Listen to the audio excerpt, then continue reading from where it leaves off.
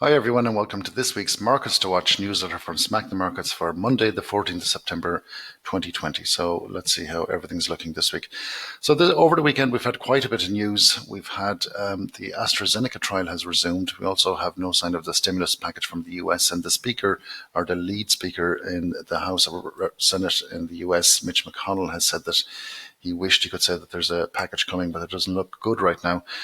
We also have the coronavirus numbers reaching a record number yesterday again, so not good news on that front.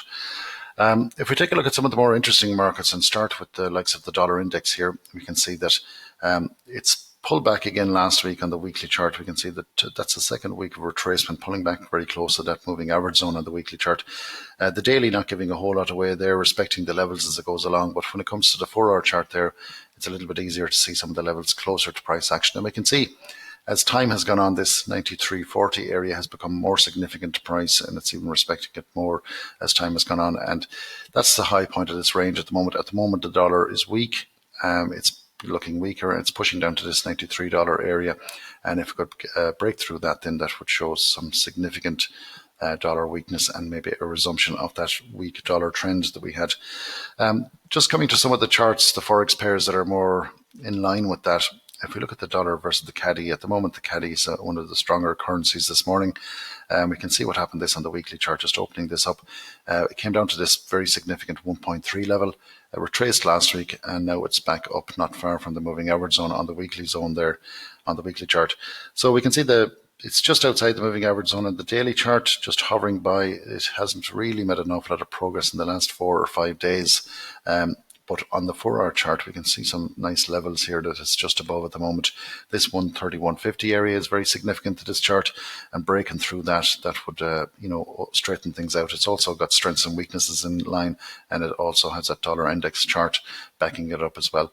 So if it breaks that area there, then that low there is actually the low from Friday's daily candle. So that would be a nice look to all of these other charts.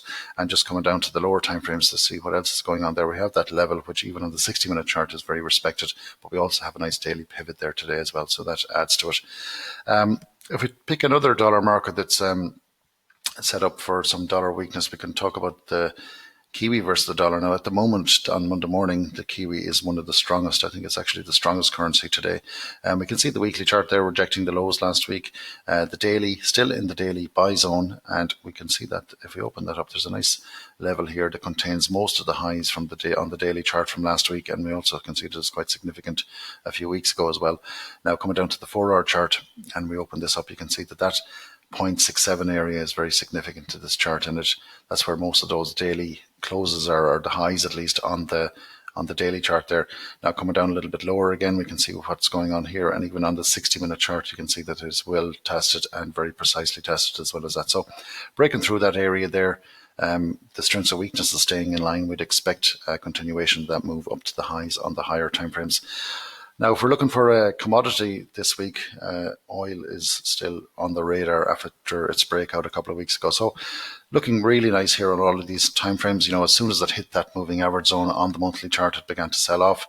We know where it was on the Fibonacci retracement on the weekly chart there. Some of those levels very significant to price, lining up nicely with the fib levels, and everything looking quite good. And we have here on the daily chart the breakout through that $40 mark all the way down to just above the $36 mark actually, and that was last Tuesday. It stopped its sell off there and started retracing, and it actually retraced into a nice level on the 4-hour chart here, as we can see. So it pulled back into roughly that 38 level. It lined up with the fibs nicely, and it began to sell off. Now it has paused the last couple of days, or 3 days maybe.